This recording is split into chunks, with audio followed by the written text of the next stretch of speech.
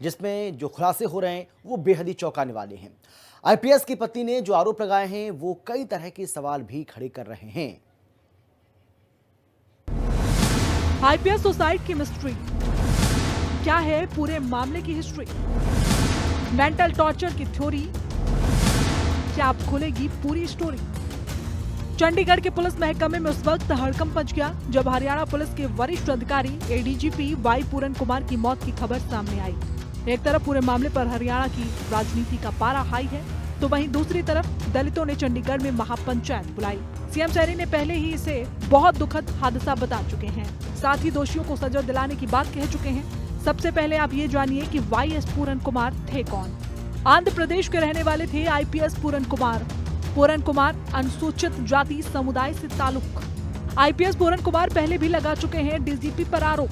हाल ही में हुआ था आईपीएस पूरन कुमार का ट्रांसफर। इस बीच चंडीगढ़ पुलिस ने देर रात पूरन कुमार के परिवार की एक मांग को मानते हुए एफआईआर में लगाए गए अनुसूचित जाति जनजाति SC/ST एक्ट में धारा 32V को जोड़ दिया है।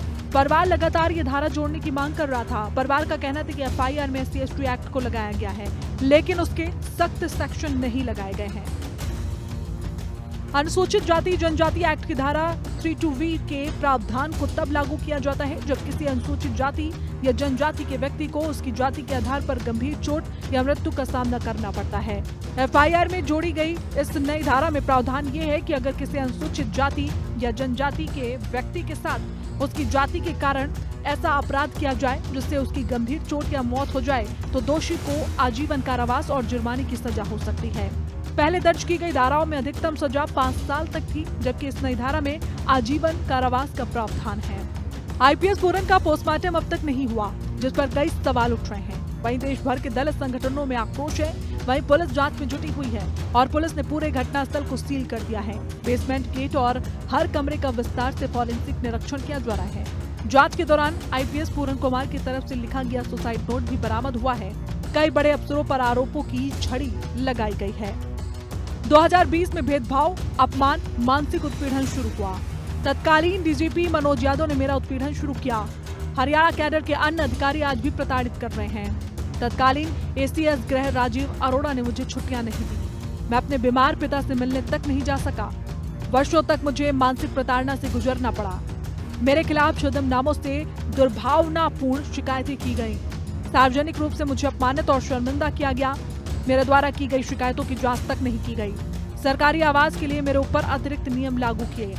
नवंबर 2023 में मेरा सरकारी वाहन वापस ले लिया गया। मैं और अधिक प्रताड़ना बर्दाश्त नहीं कर सकता, इसलिए मैंने सब कुछ खत्म करने का निर्णय लिया है। 9 पन्नों के सुसाइड नोट के आधार पर चंडीगढ़ पुलिस ने जो एफआईआर दर्ज की है उसमें राज्य के टॉप अफसरों के नाम शामिल हैं। अनुराग रस्तोगी मुख्य सचिव, TVSN प्रसाद पूर्व मुख्य सचिव, राजीव अरोड़ा पूर्व ACS, शस्त्रजीत कपूर DGP, मनोज यादव पूर्व DGP, PK अग्रवाल पूर्व DGP, Kala Ramachandran principal secretary, Sandeep Khirwar ADGP, Amitabh Dhillon ADGP, Mata Ravi Kiran ADGP, Shivam Kaviraj IPS, Pankaj Jain IG, Kulwinder Singh IG, Narendra Bijarnia SP Rohtak. IPS Puran Kumar ने खुदकुशी करने से पहले 6 अक्टूबर को वसीयत तैयार कर ली थी, जिसमें उन्होंने अपनी संपत्ति आईएएस पत्नी के नाम कर दी थी।